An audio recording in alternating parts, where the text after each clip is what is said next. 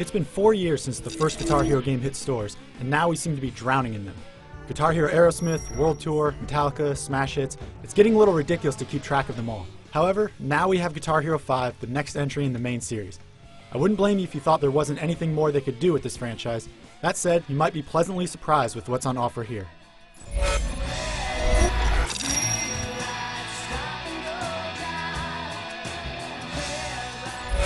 Hands down, one of the best things about this game is its accessibility. Neversoft went back to the drawing board to make everything easier to navigate. Gone are the archaic and confusing menus of World Tour. There's just one big career mode with a single lobby. From here, without backing out to the main menu, you can change instruments, join others online, or even switch over to the new multiplayer modes. It's super easy and it works very well. The best example of this new philosophy is Party Play mode. It actually lets players drop in and out on the fly and change instruments without restarting a song. This is great for super casual players and families who just want to play together. Also, since you can all be on the same instrument, no one will be forced to play bass, and that is always key. This accessibility also extends over to career mode. You no longer earn money and gone is the garbage story. Instead, you progress by earning stars on songs. So play well and you unlock stuff. It's that simple. That's what people want and that's what they got. All the songs are also unlocked at the beginning of the game, and you don't have to play every song to beat the career mode. Finally, we can skip that crappy AFI track that always gets in the way. It's also worth noting that you can import most tracks from World Tour over for a small fee. It works with both the disc tracks and the downloadable tracks, so it's definitely worth it for expanding your library right off the bat.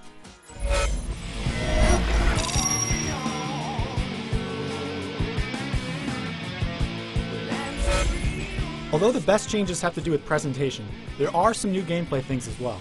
Each song has a challenge that goes with it, things like strumming up as often as you can or hitting every hammer on.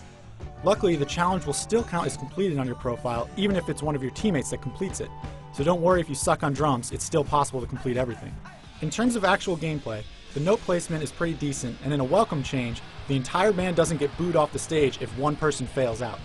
There are also things called band moments. If everyone completely nails a tricky moment in the song, the entire group will get a multiplier. The new multiplayer modes basically just focus on playing well, which is fine. My favorite is Momentum, which increases the difficulty during the song if you play well, and lowers it if you stink. Some of them, like Do or Die, aren't very well thought out though. The objective there is to not miss more than 3 notes in a section, but this can lead to everyone failing out at the same time. The only thing you can really do then is just sit and watch the screen and be bored. My only real problem with the game is that the song selection is a little too broad. It's trying to appeal to everyone, so you get this weird mix of eclectic music. You can go from death metal to Blink-182 to Bob Dylan. I would have preferred something a little more focused instead of this we gotta include everything mentality.